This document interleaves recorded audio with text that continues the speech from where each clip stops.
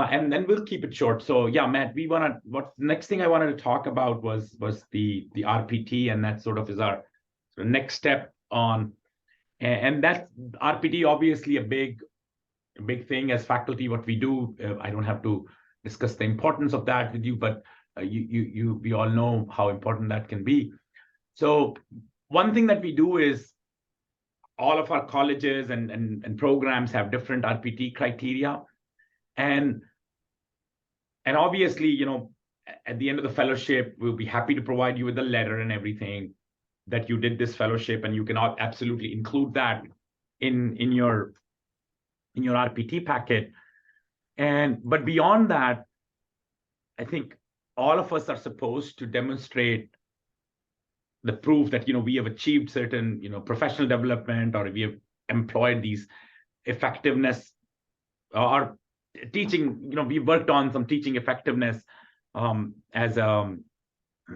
so we worked on some tools that increase our teaching effectiveness and so forth. We are supposed to demonstrate that, and service learning could be a great tool to do that. So what I wanted to do was just kind of have you look at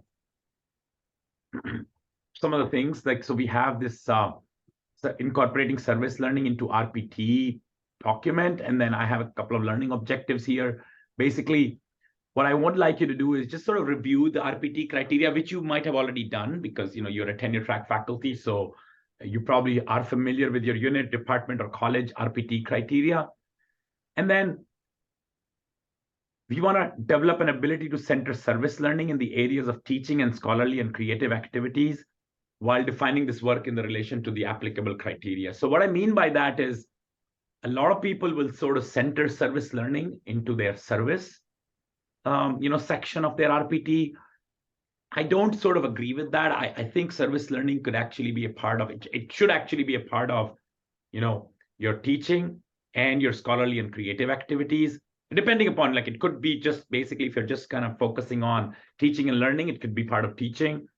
But if you are sort of working with that same community partner on some further research or some further professional development and whatnot, then you could potentially make it a part of your scholarly and creative activities piece as well.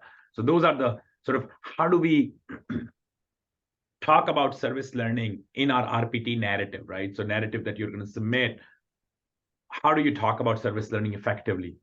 So that's what we're trying to do. And so, let me see. Sorry. So I'm going to go back to my homepage here. So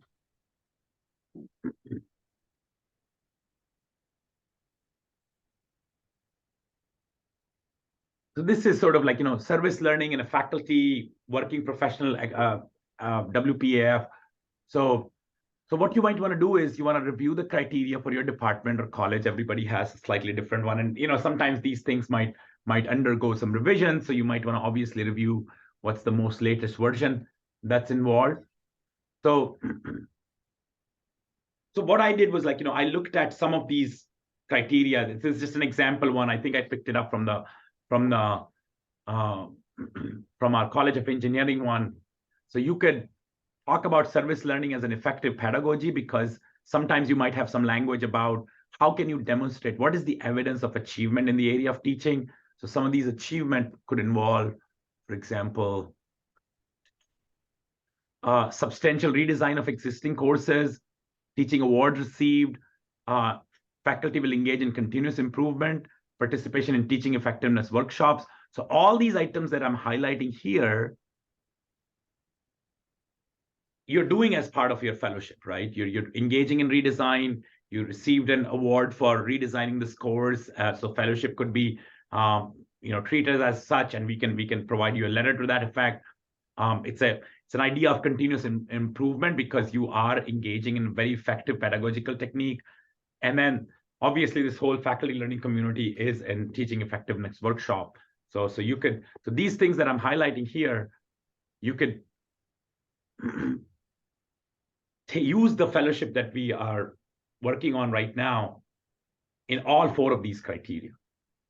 Does that make sense? Yeah, of course. Right. Yeah. So yeah, I mean, just kind of, I wanted to highlight these from one of the college criteria, but your college might have some different language. and hopefully you can still sort of use this because I'm sure there is some broad agreement between different colleges about what constitute effective teaching. And as a professional development, this is something that you could do. So scholarly publications in the form of reference books. So as I said before at the beginning, as part of this fellowship, once you complete it, if you want to present this work at any of the conferences or any of the workshops, any of the teaching symposium, you are welcome to do so. And that would be sort of, that'll be great. And we can support your travel for that. I mean, we can't provide a whole lot of support, but in the range of like $1,000 or something would be possible. So always reach out to that. And if you end up doing that, obviously that would go into your RPT. And then recognize that the strength of undergraduate program is derived from practical application-oriented nature of instruction. So if there is some language like that in your RPT criteria, again, you can say that how you're incorporating that practical application-oriented service learning into your classes. And I think that's also part of your professional development, right? So you could use that. If there is some language like that, you could sort of refer back to this language and say, hey, this is how you're incorporating service learning, and this is why it's important for you to develop as an instructor and as a professional. So, and I do have a slide on service as well, because your service of a professional individual to community organization, I don't want to emphasize that too much because I know a lot of people already think of service learning as a service component. But my goal would be for the fellows to be able to highlight that in their teaching and their professional development portions of their RPT packet, rather than just the service packet. So it's interesting. I didn't even think of as part of the service component. I only thought about it in terms of teaching, but that brings up that there are multiple places that it kind of hits. Yeah. And this is interesting you mentioned that, because my experience has been like, at least maybe I'm thinking of it from because I'm old and jaded now. I've been here 15 years, but maybe I'm thinking of it from being serving on the committees, on the RPT committees. But maybe what I'm saying is maybe I should correct that. I think the fellows who come in probably are thinking like you are thinking in terms of these things being teaching and professional development potentially. But I think if you talk about the committees a lot of time are thinking of service learning, sort of like maybe that's how they see it, unless right. you point out the connections with teaching. Right. Okay. So I think they would probably appreciate if you do decide to have service learning as part of your teaching and service learning, you might have to make that case, is what I'm trying to get at, is like these RPT committees might be thinking of service learning as from a narrow lens of service, for service of professional nature to community organizations, but it might be up to you to make an effective case of service learning as an effective pedagogy and as a tool for professional development. So you might have to develop that narrative a little bit. Can you actually remind me? I don't remember when I applied, but the service learning faculty fellowship, is it all involved with the CLT? Yeah, so CTLT and my program are part of the same umbrella. We're both within the academic programs and planning, and now they're changing the name to AIP, academic innovations and planning or something. But we are part of the same umbrella.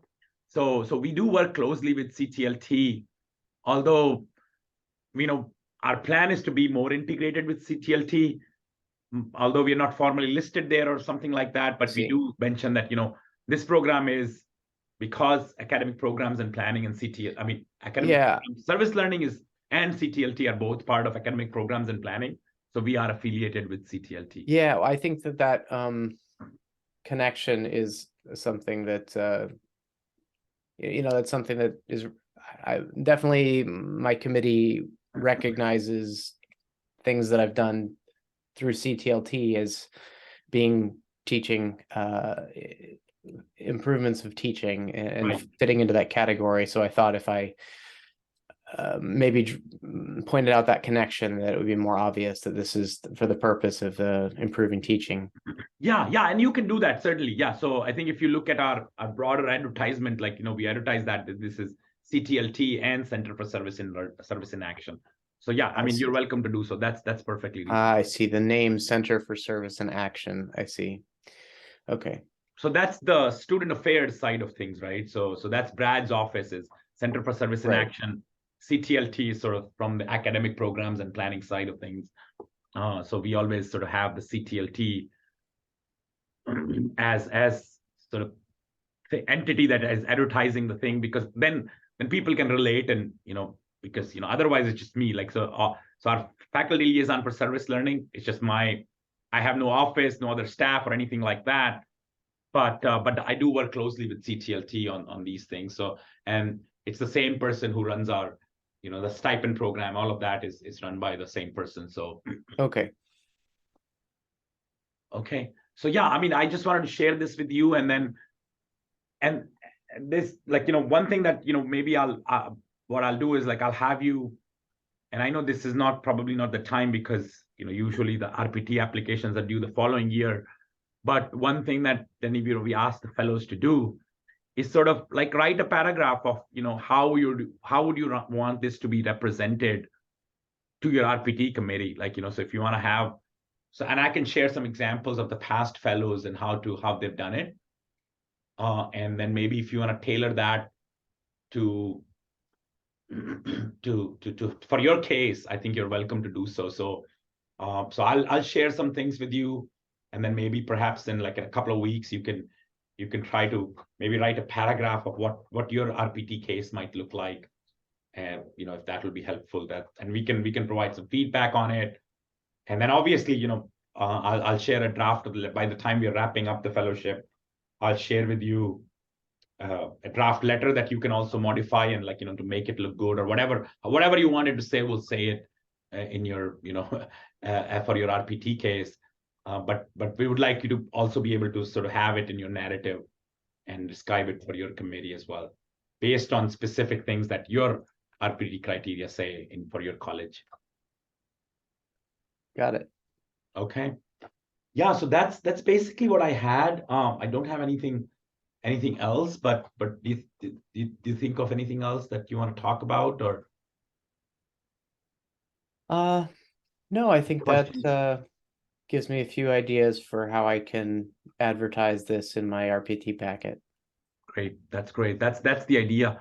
So yeah, please feel free to reach out if you have questions. We'll see you next week, and then obviously yeah, one more thing I did was I did post the, so if I go back to my slide, I mean not the slide, but the fellowship program, I did post a couple of examples of past posters for your service learning showcase, faculty showcase.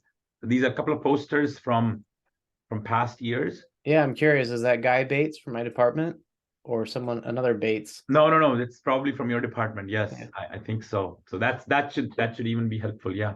GW. Okay. Oh, No, that's in English. Sorry, no. different Yeah, Bates. somebody else. No, sorry. So yeah, so what I wanted to say was that this is like a portrait form, and there is another one that's there is another, and this doesn't render clearly on the, and then there is another poster that's in landscape form. So you could pick and choose. Both of them are acceptable to Brad before he prints them. But you're welcome to look at them and basically use their template for your course. This is the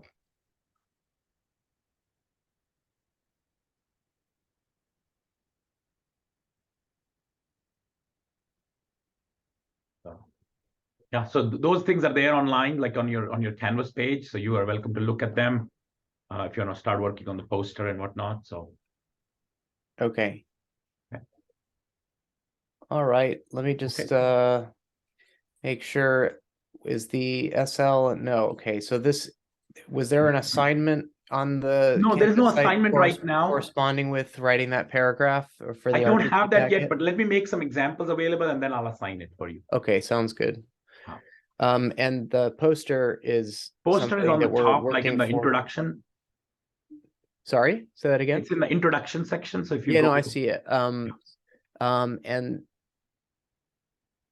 And those we're going to be presenting in, was it March?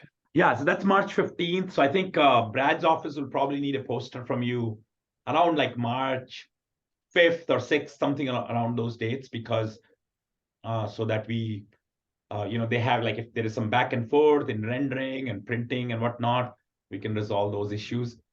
Got it. You mean he'll need a draft by then, or should Yeah, he like have a what we draft, think like is a which is kind final? of close. Yeah, a draft that's close to final. So Can we that, put that as an assignment here on yeah, I the will do that. Canvas Yes, I will page? do that too. Yes. Thanks. Okay, perfect. I will do that as well. Okay. Alrighty. All right. Thank you, Matt. Thanks for your time, and I will see you next week. Sounds good. See you then. Thank you. Bye-bye. Bye-bye.